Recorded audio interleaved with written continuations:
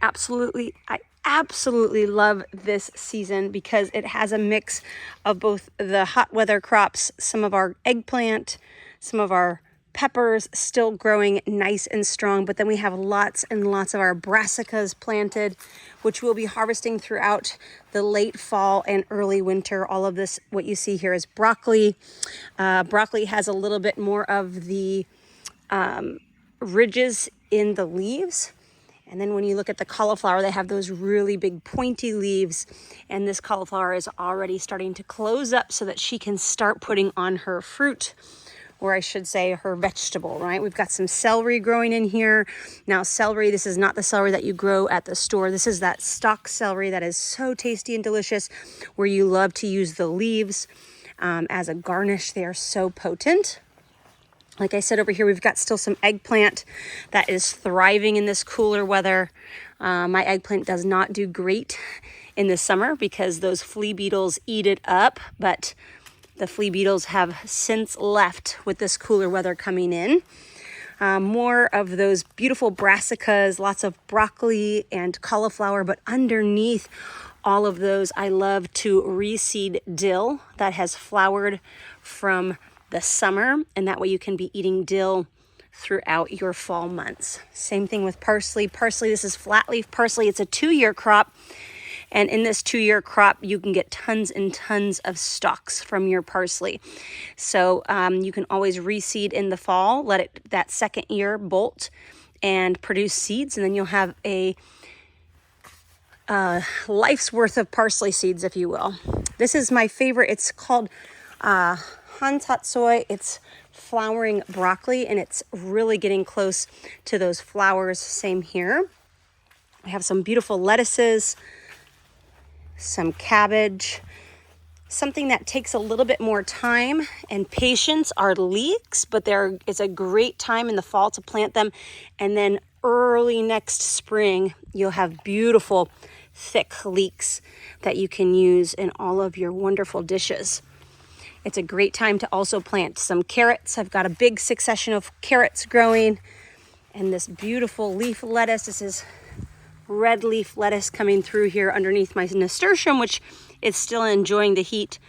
I love plant partnering nasturtium and marigolds throughout my garden because they're nice and smelly and they help deter pests. As we move through, very similar. The okra is still enjoying the heat over here. It didn't love that last little cold snap. You can see its leaves, but it's still putting on flowers and some fruit, which is kind of fun. I wanted to share, so I'm not getting too long, because it's a wonderful mixed season here within my dino kale that you see here. Look how beautiful and vibrant and blue this kale is. I have planted all of these. Can you see them? I wonder if I've got a couple on. They're not quite big enough yet. Here they are, some beans. So even in the fall, you can plant beans and they'll give that beautiful nitrogen back to the soil. This is the purple beans over here, and they're doing really well. I just canned a whole bunch. So if you're thinking about beans, you can succession sow these. Do a round early spring and then late summer. So I think I planted these in August. You always direct sow them. They'll give back nitrogen to the soil, but then they'll also be a wonderful early fall crop for you. I'm letting this carrot go to seed. If you've never seen a carrot seed because you've always harvested, this is going to give me carrot seeds for the whole entire next year. So I'm going to let this go to flower and go to seed, and then I'll collect all these carrot seeds so that I can sow early next spring. What you see here, these are all sweet potato vines, and within there, they're mixed in with some spinach. Spinach you can sow throughout the winter months. It really likes that cold. So if you're still thinking about doing a fall garden, you sure can. Some leafy greens, more dill, you can always sow that.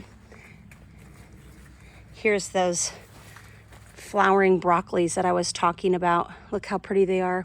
And they are really, really sweet. So we just snip them off like this and we eat them raw or pop them in salads. You can roast them too, kind of like a broccolini. All right, I'm getting back to these really pretty, I wanted to share. They're daikon radishes and they're so big. So since I've got you on, I'll pull one with you. This is wonderful if you are going to be making any type of kimchi, and they also do a really good job of aerating. See, I can't even get it out.